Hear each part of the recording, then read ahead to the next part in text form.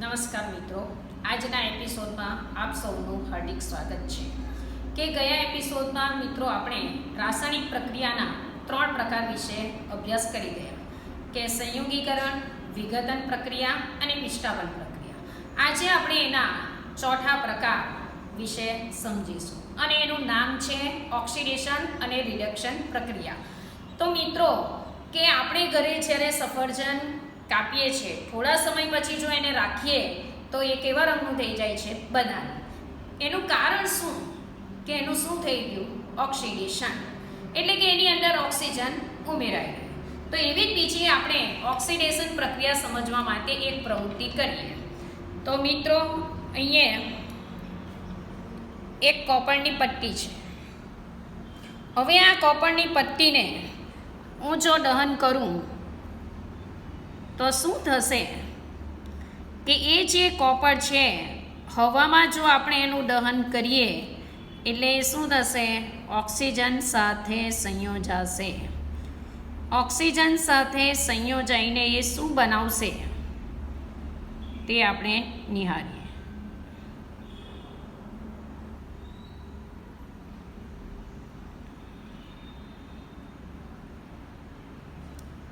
આ જે કોપરની પટ્ટી છે તેનો પહેલાંનો રંગ ને હમણાંના રંગમાં શું ફેરફાર થાય છે તે મિત્રો ધ્યાનથી નિહાળજો.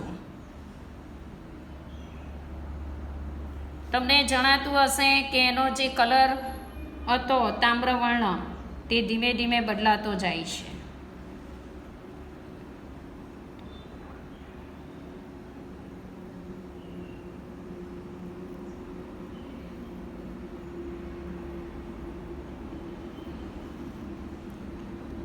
હવે ધીમે ધીમે એ કાળા રંગ તરફ પરિવર્તન પામે છે. એનું કારણ શું?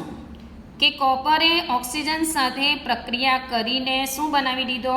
Copper oxide. તો મિત્રો જુઓ કે આ બંને, કે આ જે પહેલાંની પટ્ટી છે ને આ એનું દહન કર્યા પછી, તો આપણે એને રાસાયણિક સમીકરણ દ્વારા સમજીએ. તો અહીંયા જે કોપર હતું, કોપર એટલે કે Cu, એનું હવામાં દહન કર્યું. હવામાં દહન એટલે ઓક્સિજન વાયુ દહનની પ્રક્રિયામાં આપણને ઉપયોગી છે.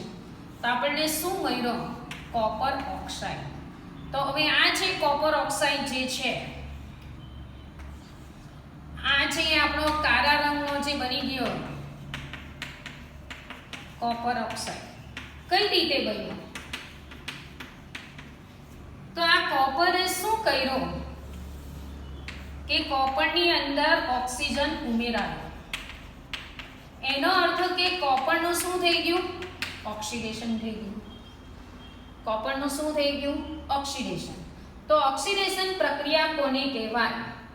કે જે રાસાયણિક પ્રક્રિયામાં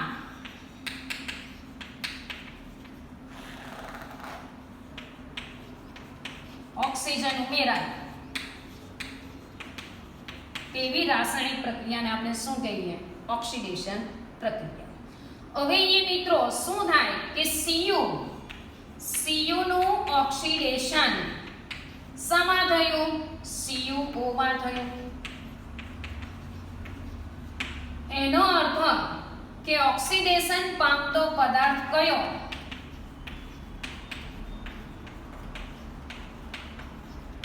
કયો થશે? Cu. ફરીથી કે ઓક્સિડેશન પ્રક્રિયા કોને કહેવાય? કે જે રાસાયણિક પ્રક્રિયામાં ઓક્સિજન ઉમેરાય એવી રાસાયણિક પ્રક્રિયાને ઓક્સિડેશન પ્રક્રિયા કહેવાય. કે અહીંયા Cu ની અંદર ઓક્સિજન ઉમેરાય ને CuO બન્યો, એટલા માટે આ પ્રક્રિયા ઓક્સિડેશન પ્રક્રિયા થઈ. એનો અર્થ કે Cu નું ઓક્સિડેશન CuO માં થયું, માટે ઓક્સિડેશન પામતો પદાર્થ શું કહેવાશે? Cu. ચાલો આપણે એનું બીજું ઉદાહરણ જોઈએ કે આપણો જે કોલસો છે એ કોલસાનું પણ હું જો હવામાં દહન કરું તો શું મળશે? કાર્બન ડાયોક્સાઇડ મળે છે. અહીંયા પણ શું થયું? કાર્બનમાં શું ઉમેરાઈ ગયો? ઓક્સિજન ઉમેરાઈ ગયો. એટલા માટે એ પ્રક્રિયા પણ શું થઈ ગઈ? ઓક્સિડેશન પ્રક્રિયા થઈ ગઈ. તો અહીંયા જે પ્રક્રિયામાં ઓક્સિજન ઉમેરાય એ પ્રક્રિયા આપણે ઓક્સિડેશન પ્રક્રિયા કહેવાય. હવે મિત્રો કે માત્ર ઓક્સિજન ઉમેરાય તેને જ ઓક્સિડેશન પ્રક્રિયા કહેવાય? ના. જો હાઇડ્રોજન દૂર થાય તેને પણ આપણે શું કહીશું? ઓક્સિડેશન પ્રક્રિયા. કે આપણે એવી પ્રક્રિયા શોધી કાઢીએ કે જેમાં હાઇડ્રોજન શું થાય છે? દૂર થાય છે. તો ધારો કે બીજું એક ઉદાહરણ હું અહીંયા લઉં.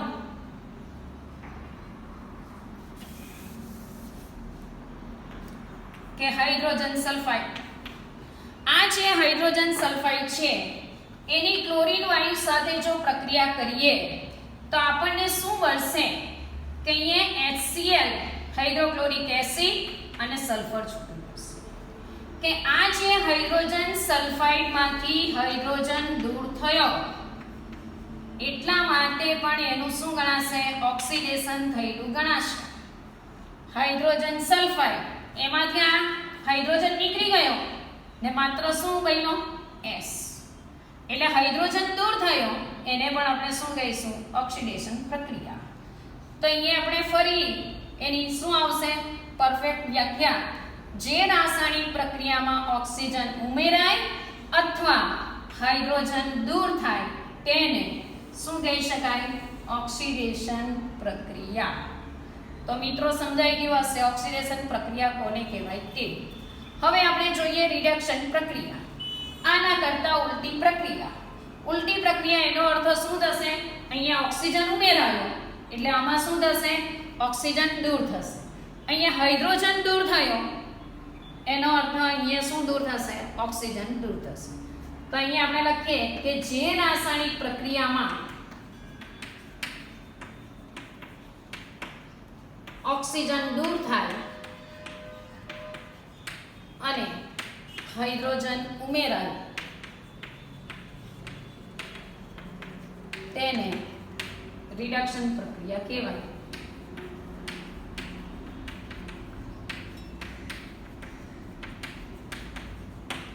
ચાલો આપણે એનું એક ઉદાહરણ લઈએ. ધારો કે ઝિંક ઓક્સાઇડ એની જો હું કાર્બન મોનોક્સાઇડ સાથે પ્રક્રિયા કરું તો અહીંયા મને શું મળશે? કે આ ZnO માંથી O દૂર થશે. O દૂર થશે એટલે શું મળશે? Zn. આ O છે તે આની સાથે પ્રક્રિયા કરી ને શું બનાવશે? કાર્બન ડાયોક્સાઇડ બનાવશે. તો અહીંયા મિત્રો તમે જોતા હશે કે ZnO માંથી ઓક્સિજન દૂર થયો એટલે કે અહીંયા ઓક્સિજન દૂર થઈ ગયો એટલામાંથી એ પ્રક્રિયા કેવી ગણવાની? રિડક્શન પ્રક્રિયા. જો ZnO માંથી Zn બને છે કેવી રીતે બન્યો? ઓક્સિજન દૂર થઈને એટલા માટે એ રિડક્શન પ્રક્રિયા કહેવાય. એનો અર્થ શું થશે? કે ZnO નું Zn માં રિડક્શન થયું. એનો અર્થ કે રિડક્શન પામતો પદાર્થ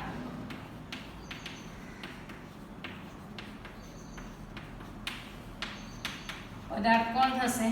ZnO. હવે તમને એમ થાય કે આ ZnO નું રિડક્શન કોણ કરે? તો CO કરે. એનો બાજુવાળો પ્રક્રિયક જ કરે. ધારો કે CO માં O તમારું શું થયું? CO માંથી ધારો કે CO2 બને તો એની જે પ્રક્રિયા છે એની અંદર ઓક્સિજન જે ઉમેરાય છે તો આ જે ઓક્સિડેશન પ્રક્રિયા થઈ આનામાં તે કોણે કરી? ZnO એ કરી. તો અહીંયા ખ્યાલ આવી ગયો હશે કે રિડક્શન કોને કહેવાય તે. O દૂર થાય તેને આપણે શું કહીએ છીએ? રિડક્શન પ્રક્રિયા. હવે આપણે એવી એક પ્રક્રિયા જોઈએ કે જેમાં હાઇડ્રોજન ઉમેરાય. કે ધારો કે H2 Cl2 HCl. ચાલો તો અહીંયા શું થશે? Cl2 માંથી HCl બન્યું એટલે કે અહીંયા પ્લસ H હાઇડ્રોજન ઉમેરાયો. હાઇડ્રોજન ઉમેરાયો એટલા માટે શું થઈ ગયું? રિડક્શન થયું. ચાલો તો હવે મિત્રો ખ્યાલ આવી ગયો હશે. અહીંયા કોનું રિડક્શન થયું? તો Cl2. શામાં રિડક્શન થયું? તો HCl. તો રિડક્શન પામતો પદાર્થ કોણ? તો Cl. તો આ જે ઓક્સિડેશન અને રિડક્શન જે પ્રક્રિયા છે તે મોટે બધી જ રાસાયણિક સમીકરણમાં થતી જોવા મળે છે એક સાથે. તો જે રાસાયણિક પ્રક્રિયામાં ઓક્સિડેશન અને રિડક્શન પ્રક્રિયા એક સાથે થાય તો એવી પ્રક્રિયાને આપણે કોઈ નવા નામથી ઓળખીશું અને એનું નામ છે રેડોક્સ પ્રક્રિયા. ચાલો તો મિત્રો આપણે રેડોક્સ પ્રક્રિયા જોઈએ.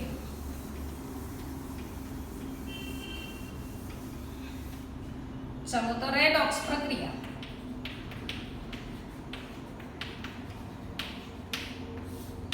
કોને કહીશું કે જે રાસાયણિક પ્રક્રિયામાં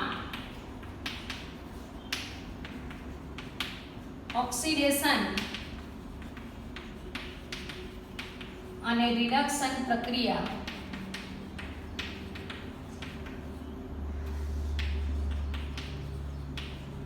એક સાથે થતી હોય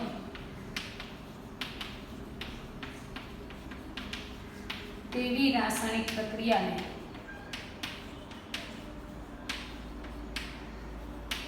રેડોક્સ પ્રક્રિયા કહેવાય.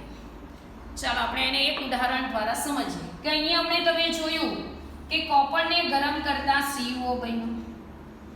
જો એની હાઇડ્રોજન વાયુ સાથે જો પ્રક્રિયા કરવામાં આવે તો શું થશે કે અહીંયા Cu H2O પાછું કોપર છૂટું પડી જાય તો અહીંયા CuO માંથી Cu બન્યું. શું થયું મિત્રો બોલો? CuO તેમાંથી Cu બન્યું. એનો અર્થ અહીંયા ઓક્સિજન શું થયો? દૂર થયો. ઓક્સિજન દૂર થયો એટલા માટે શું થયેલું ગણાય? કઈ પ્રક્રિયા થયેલી ગણાય? રિડક્શન પ્રક્રિયા. ચાલો તો અહીંયા હવે H2 ને H2O આ હાઇડ્રોજનમાં શું થયું કે H2O બન્યો. આ H2 છે ને આ H2O એનો અર્થ કે આની અંદર ઓક્સિજન ઉમેરાઈ ગયો. એટલે ઓક્સિજન ઉમેરાય એટલા માટે એ પ્રક્રિયા શું થઈ ગઈ? ઓક્સિડેશન પ્રક્રિયા. જો એક જ પ્રક્રિયામાં ઓક્સિડેશન પણ થયું અને રિડક્શન પણ થયું. અહીંયા શું થયું કે CuO નું Cu માં રિડક્શન થયું ને અહીંયા કઈ પ્રક્રિયા થઈ?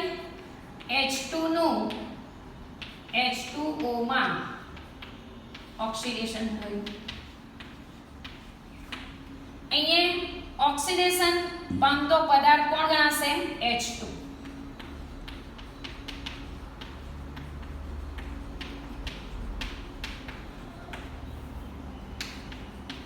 અહીંયા રિડક્શન પામતો પદાર્થ કોણ ગણાશે? C.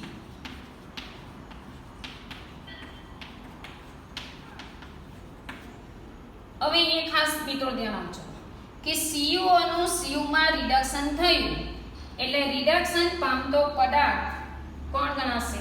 CuO.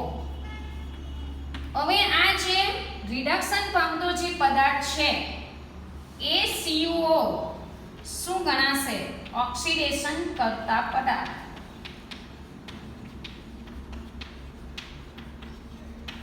કેમ એને ઓક્સિડેશન કરતા પદાર્થ ગણાય? કે આ CuO એ કે આ H2 નું ઓક્સિડેશન કરવામાં મદદ કરી એટલા માટે એ ઓક્સિડેશન કરતા પદાર્થ ગણાય ને આ H2 શું ગણાશે? રિડક્શન કરતા પદાર્થ ગણાય. કે આ જે H2 છે એણે CuO નું રિડક્શન કરવામાં હેલ્પ કરી, મદદ કરી એટલા માટે એ શું ગણાય? રિડક્શન કરતા પદાર્થ. ટૂંકમાં મિત્રો જે તમારે યાદ રાખવું હોય તે કે જેનું ઓક્સિડેશન થશે તે રિડક્શન કરતા પદાર્થ ગણાય અને જેનું રિડક્શન થાય તે ઓક્સિડેશન કરતા પદાર્થ ગણાય. તો ખ્યાલ આવી ગયો હશે તમને એકદમ પરફેક્ટ કે જેનું રિડક્શન થાય તે ઓક્સિડેશન કરતા પદાર્થ ગણાય ને જેનું ઓક્સિડેશન થાય તે રિડક્શન કરતા પદાર્થ ગણાય. ચાલો તો અહીંયા ફરી પાછું બીજું આપણે એક ઉદાહરણ લઈને ફરી પાછું આપણે સમજીએ. ચાલો તો તમને કોઈ ઘણીવાર આની પરથી MCQ પણ આવશે મિત્રો. ચાલો બીજું એક ઉદાહરણ લઈએ. MnO plus HCl MnCl2 plus H2O plus Cl. આવી કોઈક રાસાયણિક પ્રક્રિયા છે. હવે આ રાસાયણિક પ્રક્રિયામાં મારે રેડોક્સ પ્રક્રિયા સમજાવવાની છે. રેડોક્સ પ્રક્રિયા સમજાવવાની એનો અર્થ ઓક્સિડેશન પ્રક્રિયા અને રિડક્શન પ્રક્રિયા મારે સમજાવવી પડે. હવે અહીંયા તમે ધ્યાનથી જોશો કે MnO2 આ MnO2 માંથી શું બન્યું? MnCl2. એટલે કે અહીંયા જે ઓક્સિજન હતો તે શું થઈ ગયો? દૂર થઈ ગયો. એટલે અહીંયા O2 દૂર થયો એટલા માટે શું ગણાશે મિત્રો? એ પ્રક્રિયા રિડક્શન પ્રક્રિયા. અહીંયા તમે જોજો આ HCl માંથી Cl2 બન્યો. આ HCl માંથી આ H નો શું થયો? દૂર થયો. આ H દૂર થયો એટલા માટે એ પ્રક્રિયા શું ગણાશે? ઓક્સિડેશન પ્રક્રિયા. HCl માંથી Cl2 બન્યો એનો અર્થ H દૂર થયો એટલે એ ઓક્સિડેશન પ્રક્રિયા. MnO2 માંથી MnCl2 બન્યું એનો અર્થ ઓક્સિજન દૂર થાય, રિડક્શન. તો અહીંયા મિત્રો હું તમને પૂછું કે કોનું રિડક્શન થયું? તો MnO. કોનું ઓક્સિડેશન થયું? તો HCl. ફરીથી જોજો કોનું રિડક્શન થયું? તો MnO2. શામાં થયું? તો MnCl2. ઓક્સિડેશન કોનું થયું? HCl. શામાં થયું? તો Cl. એટલે કે અહીંયા આપણે લખીએ કે MnO2 નું રિડક્શન MnCl2 માં થયું. એટલે રિડક્શન પામતો પદાર્થ MnO2 રિડક્શન પામતો પદાર્થ ને ઓક્સિડેશન કરતા પદાર્થ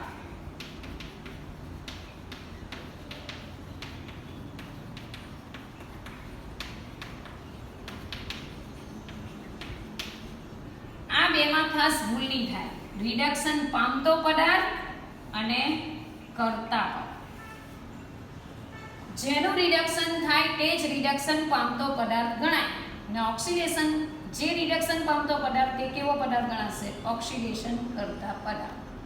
તો હવે મિત્રો બીજી પ્રક્રિયામાં તમને સમજાઈ ગયું હશે કે આ HCl નું Cl2 માં શું થયું? ઓક્સિડેશન થયું. ચાલો તો અહીંયા ઓક્સિડેશન પામતો પદાર્થ કોણ ગણાશે? HCl. અને રિડક્શન કરતા પદાર્થ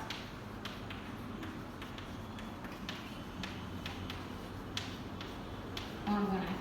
HCl.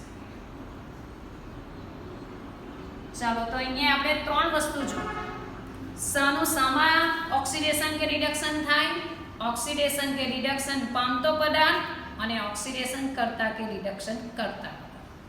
ત્રણ વસ્તુ તમારે યાદ રાખવાની. શામાં ઓક્સિડેશન થયું, શામાં રિડક્શન થયું. એક બાબત. બીજી બાબત ઓક્સિડેશન પામતો પદાર્થ, રિડક્શન પામતો પદાર્થ. ને ત્રીજી બાબત ઓક્સિડેશન કરતા પદાર્થ અને રિડક્શન કરતા પદાર્થ. હવે એક્ઝામમાં કઈ રીતે આને પૂછે તેના હું તમને એક કે બે ઉદાહરણ આપું.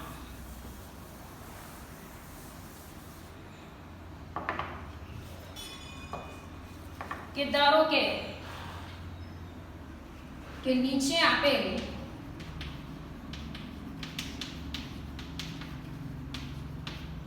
પ્રક્રિયા માટેના વિધાનો પૈકી કયા ખોટા છે?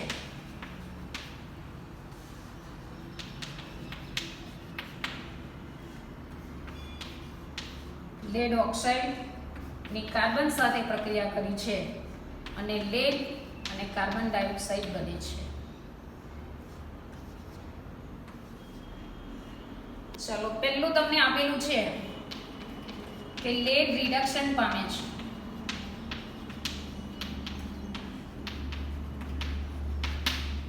બીજું આપ્યું છે કાર્બન ડાયોક્સાઇડ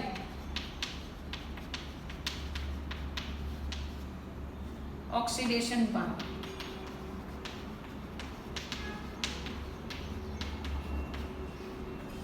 ત્રીજું આપ્યું છે કાર્બન ઓક્સિડેશન પામે.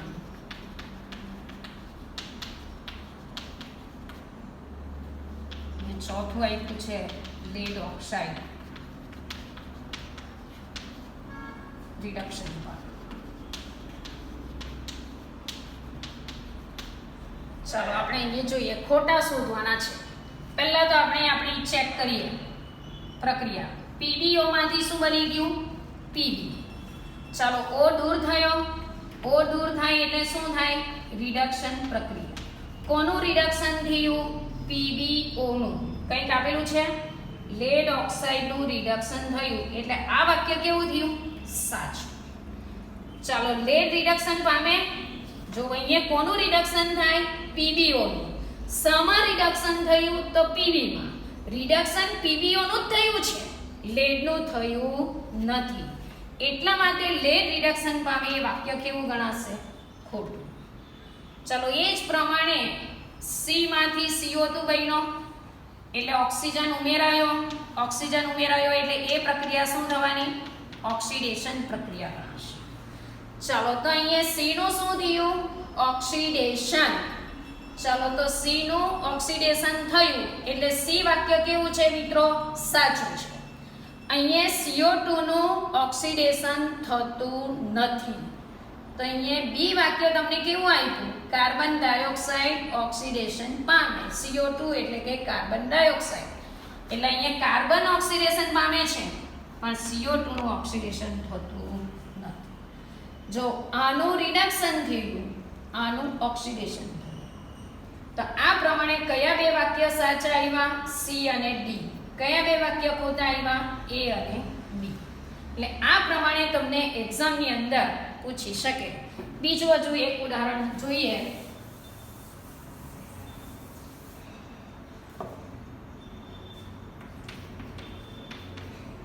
લોખંડની પાણી સાથેની પ્રક્રિયા.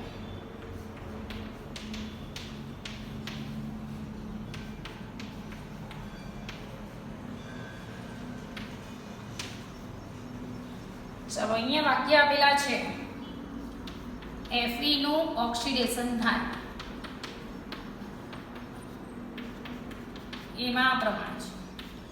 B માં એ છે કે પાણીનું રિડક્શન થાય એટલે કે H2O નું રિડક્શન થાય.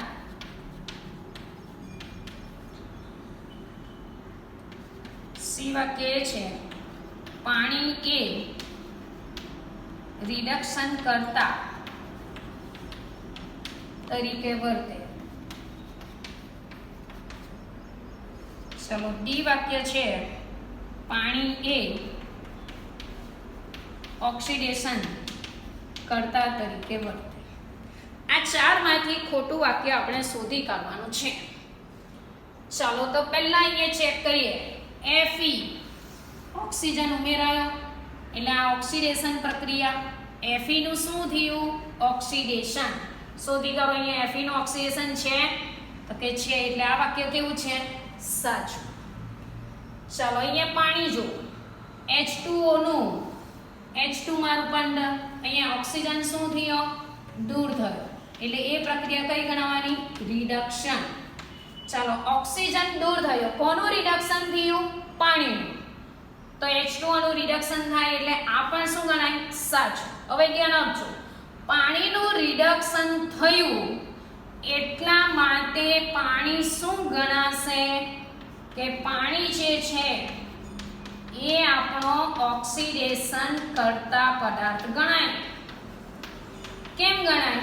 કે એનું શું થયું? રિડક્શન. ચાલો તો પાણી એ ઓક્સિડેશન કરતા પદાર્થ ગણાય એટલે આ સાચું છે.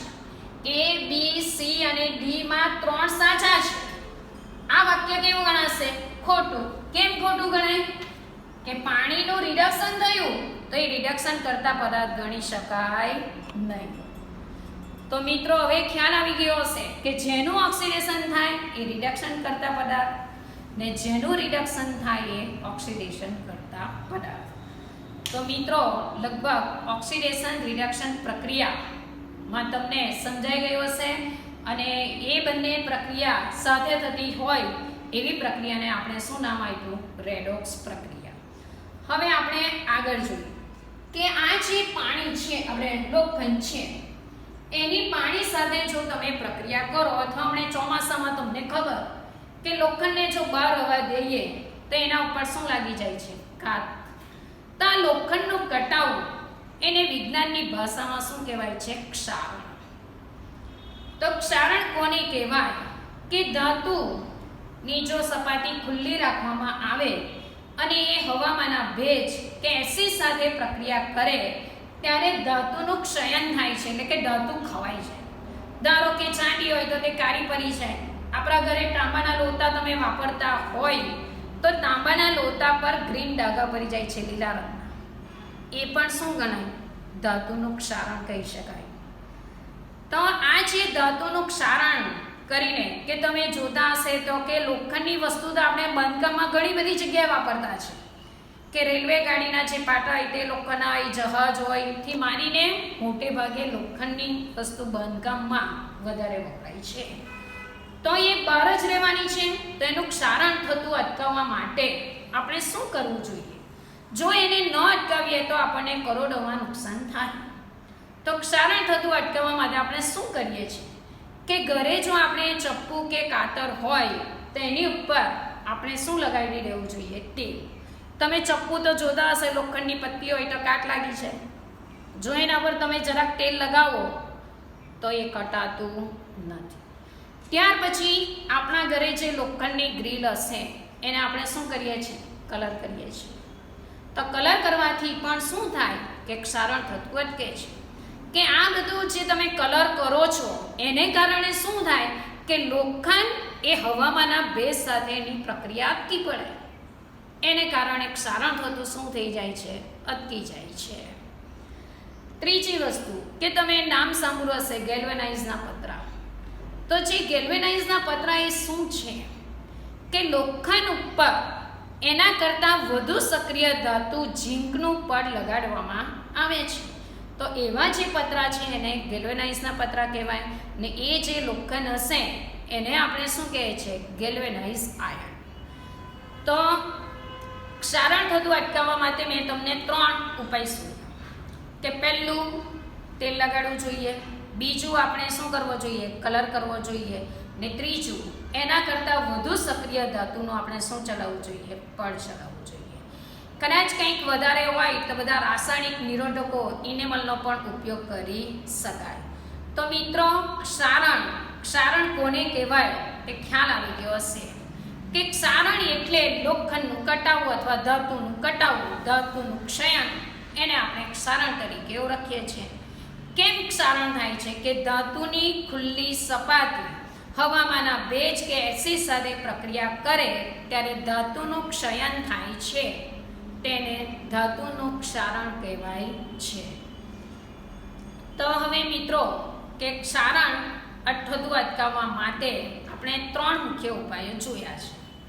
હવે આગળ વધીએ કે ઘણીવાર આપણા ઘરે જે તેલી પદાર્થ હોય છે તેના તમારા મમ્મી શું કરે છે? ડબ્બામાં ભરી દે છે, ફીટ ડબ્બા. કેમ એ ભરી દે છે? તો જો ડબ્બામાં ન ભરે તો તમને એવું થશે કે એ વળી જાય છે કે હવા લાગી છે. બીજી વસ્તુ કે વધારે સમય સુધી જો એ રહે તો એનો સ્વાદ અને રંગ બદલાઈ જાય.